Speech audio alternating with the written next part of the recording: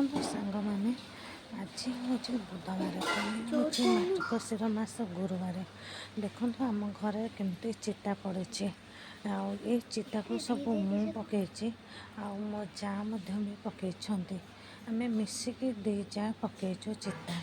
ଆଉ ଆମର ଯେଉଁ ଯା ରହିଛନ୍ତି ସିଏ ବି ଅଲଗା କାମ ମାଣର ସବୁ କରିଛନ୍ତି। ଦେଖନ୍ତୁ ସାଙ୍ଗମାନେ, ଚିତା ଭଲ ଲାଗୁଛି ନା?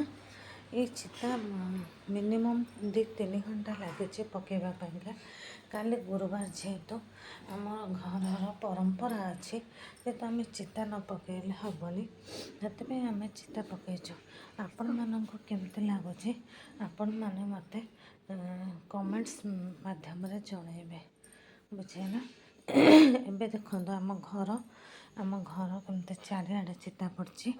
ଦେଖନ୍ତୁ ଆମ ଦୁଆରେ ଗୋଟେ କେତେ ବଡ଼ ଚିତା ପଡ଼ିଛି। ଯେଉଁ ଚିତାଟା କି ସେଇ ଚିତାଟାକୁ ମୁଁ ନିଜେ ଏକା ହିଁ ବନେଇଛି। ଆଉ ଦେଖନ୍ତୁ ଆମ ଠାକୁର କେଉଁ ଭଳିଆ କେତେ ସୁନ୍ଦର ଭାବରେ ସଜା ହେଇଛନ୍ତି। ଆକୁ ମୋ ବଡ଼ ଯା କରିଛନ୍ତି, ଆଉ ଗୋଟେ ଯା ମଧ୍ୟ ସିଏ ମିଶିକି କରିଛନ୍ତି। ଆଉ ଆମ ଯା ବହୁତ ଭଲ। ଦେଖନ୍ତୁ କେମିତି ସଜା ହେଇଛି ଆମର ଫୁଲ ମାଣବସାରେ। ଏ ଦେଖନ୍ତୁ, ଏଇଟା ହେଉଛି ଆମର ଠାକୁର ଘର। ଏ ଠାକୁର ଘରର କେମିତି ସଜା ହେଇଛି ଚିତା ପଡ଼ିକି।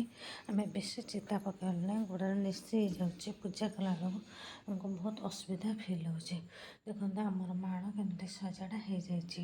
ସେଥିପାଇଁ ଆମ ଠାକୁରଙ୍କୁ ବି ଦର୍ଶକମାନେ ଦେଖିପାରିବେ। ଦେଖନ୍ତୁ ଆମ ଠାକୁର ଘର ଏଇଟା।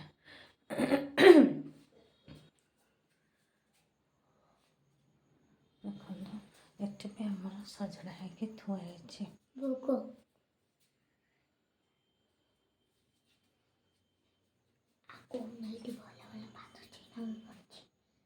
ଏଇଠି ଗେଣ୍ଡୁ ଫୁଲ ବି ରଖା ହେଇଛି। କବାଟ ଦେଇଦେଲୁ। ମୁଁ ଭାଇ କାହା ଗୋଟେ କରିବି।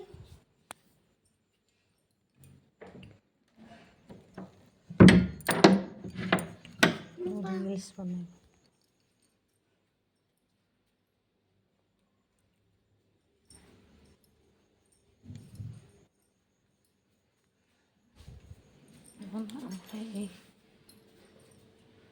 ଏଇଟା